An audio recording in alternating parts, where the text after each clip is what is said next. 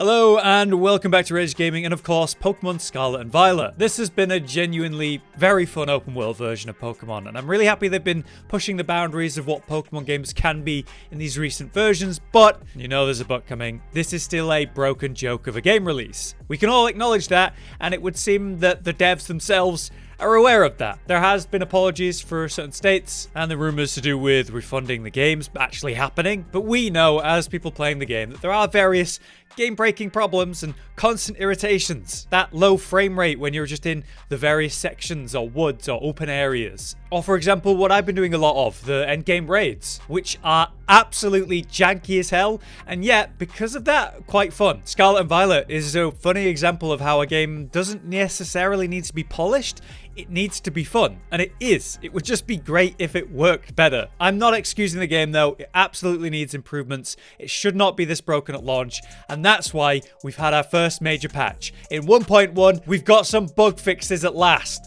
Or, well, apparently we have select bug fixes, and they've fixed the music not playing correctly at the specific Elite Four section of the game. Didn't even know that was an issue. That's extremely disappointing and a very vague patch, which I hope we don't see in the future. I hope they tell us what they fixed because we want to know. However, admittedly, there is a lot for them to address, so I guess it's going to be difficult for them to do that. We'll see how it goes. The question is, though, what's next for Pokemon Scarlet and Violet other than fixing the game? What is the new content? There is an impending DLC coming, right? We know it's going to happen. What could that be and what could it include? Well, we have some information about that. Josh recently made a video talking about the lore book in Scarlet and Violet. That's the book that's tied to the story, what happens at the final events, and also the Titan sections as well. In Scarlet, that's the red book, and in Violet, it's a purple book. And within that, there are some slight changes we're going to talk about. You can find that book in-game now after beating the story, which is interesting, when you go to the library of the school. When you interact with it, you can see a list of chapters to look between, and there's two that are quite interesting. Near the bottom is a chapter that has a sort of semi-covered name, although it does say a something Pokemon, and reads as follows.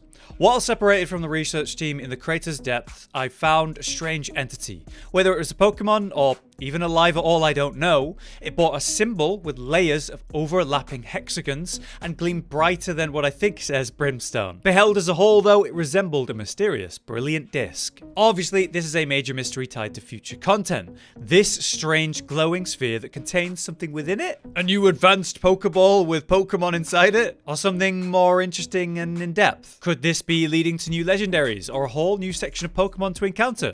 And why was it left down there and where is it now? It very much seems that further exploration of the crater in Area 0 will happen in the DLC. Area 0 being the staging ground for new content potentially underground. It'd be a logical way for them to add new areas and sections to explore while fitting into the current map and not being overly invasive to that. As it turns out, there's actually potentially more to that lore book though, with the chapter slightly above that an imagined Pokemon, which has a pretty unique drawing when you look at it. This is the Scarlet version, and there's a different one for the Violet version. It's a fantastical Pokemon envisioned by a sketch artist. The size and ferocity of this strange Pokemon that dwell in the Area Zero's lower reaches help with this artist's imagination. Maybe this isn't a one-for-one imagination of what we will see, but it's a valid representation of what we might see tied to that sphere. As Josh highlighted, this creature is actually a triple combination of the legendary dog Pokemon, all three sort of slammed into one form. That would make it a legendary Paradox Pokemon like the ones that we have in our main story with Koraidon and Miraidon. Josh made the great point though that perhaps that imagined Pokemon is actually the Paradox version of an ancient form. Like maybe these three were originally one form and somehow separated into three entities, into three distinct forms. What that would mean for its typing and how it would work though, that could be something different. Will it be all three at once, like three types in one Pokemon? On the other hand, with the Violet version, there is again another different artist's imagination. This is seemingly another combined Pokemon though, a combination of Virizion, Terrakion, and Cobalion, sort of fused into one once more. Vice versa, perhaps this trio ultimately fuses into one in the far future, you know, based on the storyline in the main game. So, in fact, could these be two legendary Pokemon we'll find in the DLC? I like that theory a lot, and a lot of people seem to subscribe to that. They're being referred to by the community as Paradox Suicune and Paradox Virizion. Further, there's also the strange room you find Roaring Moon and Iron Valiant in, you know, that hidden cave that leads to a large area with a waterfall. On the floor there, if you ever look down and looked, there's a lot of strange markings. Those line up with the Pokemon Scarlet and Violet logo, matching up quite well. Could that be a staging ground for the DLC, like an opening or a secret passage, or maybe we go through and under the waterfall? I think it's likely that Area 0 will be the staging ground for the new content. The question is, how will we access it? And I think that area, the strange markings on the ground, is probably the answer. But now with that context for this video given,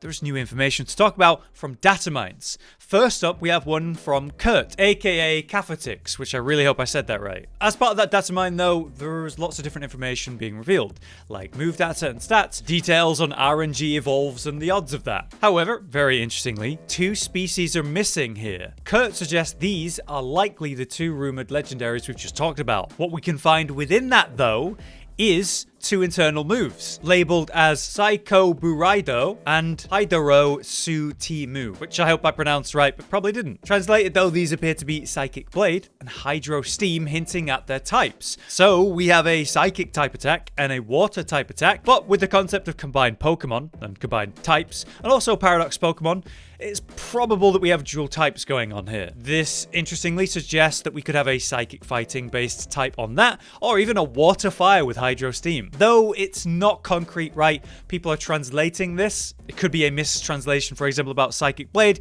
People are suggesting it might be meaning Supreme Blade or something like that, which could be, say, a Steel move instead. Ultimately, their typing is likely a dual typing, though. I'd be surprised if we had a triple typing, but that would be cool, and they are 3 in 1. What types will it be is the question, though, because, you know, which of the 3 Pokemon is going to be the main one that type will take from? What is the logic based on those Datamine moves? For now, we can only really speculate. But that's not where this DLC stuff ends, with more data mining from the user Matt Ucana. They found some very interesting items that have been unused in the game. They sit in the files, and they're not being used. There's Escape Rope, Gracidea, and various charms. Now, Matt suggests that the escape rope is logically left over from Sword and Shield, which would make sense. There's no issue with fast traveling from anywhere in Scarlet and Violet. It's not like you're going to be stuck in a cave and you need that rope to get out of there. You can just teleport. It's not an issue. So an item like that wouldn't really have purpose in this game.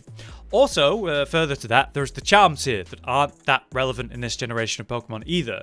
Thanks to the fact that we have the sandwiches and the mechanics with that, these charms and the role they fill has kind of been replaced. But the flower, the Gracidea, Matt suggests this could hint at Shaymin's return in DLC. It is possible in that the DLC will get other legendary Pokemon from various games like we've seen in the past, and this will be a way for them to work them in, hopefully, many returning names. Shaymin's different though because it's a mythical Pokemon, so that could be done in a different way if it is done. For example, we have these short-lived running events like the Charizard one, where they're involving Pokemon you can't normally encounter in Scarlet and Violet. I could see maybe like a Shaymin event happening, and that could even happen sooner than DLC, which would be neat. The flower itself though, which sits in the files of the game right now, is how you would activate Shaymin's second form in the daytime, by turning it from its land form into its sky form, basically going to grass flying. So with the flower in the files ready to go, potentially we'll get the chance to do that. Further, there's also 2 items that appear to be brand new.